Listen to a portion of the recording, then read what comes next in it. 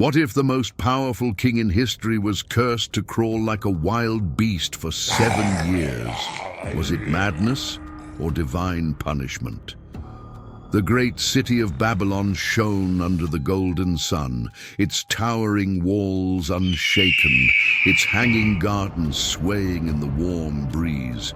And at the heart of it all stood King Nebuchadnezzar, the ruler of the greatest empire on earth. He stood on the balcony of his palace, his robe billowing, his eyes scanning the endless streets and palaces below. He smirked. This was his kingdom, his power, his might. He raised his arms and declared, "Is this not Babylon the Great, which I have built by my own power, for my own glory?"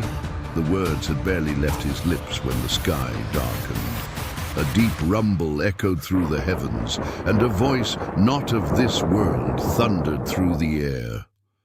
"O King Nebuchadnezzar, your kingdom has been taken from you. You shall be driven from men, and you shall live among the beasts of the field, until you learn that the Most High rules over the kingdoms of men. You will eat grass like an ox." A chill ran down his spine. His heart pounded. But before he could speak, something snapped inside him.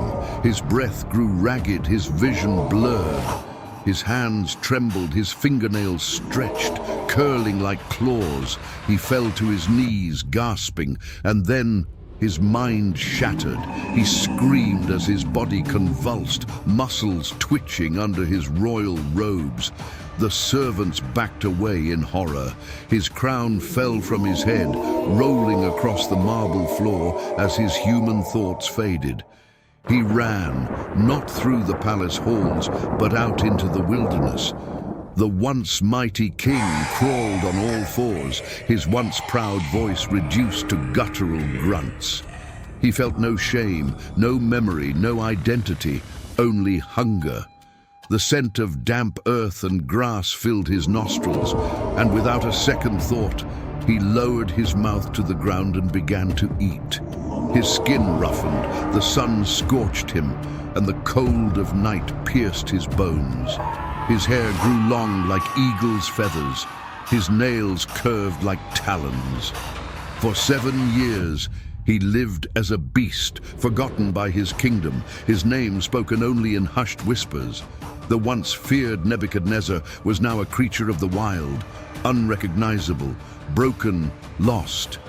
But then, one day, as he lifted his eyes to the heavens, something shifted within him, a memory, a flicker of what he once was. His lips, cracked and dry, parted as he gasped, "The Most High rules."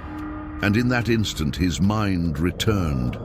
His body ached, weak from years of wandering. His nails, still long and grotesque, clawed at the dirt as he staggered upright. He looked at his hands, filthy, shaking, but human again. With trembling steps, he made his way back to Babylon. The gates swung open before him. His people, once terrified, now watched in silent awe. He was not the same man who had left. He was humbled, broken, and reborn. Standing once more in his palace, he lifted his hands, not in arrogance, but in praise, and he declared, "Now I, Nebuchadnezzar, praise and honor the King of heaven, for all his works are true, and his ways are just." And so, the mightiest ruler of earth learned what it meant to be dust before God. Daniel 4:28-37.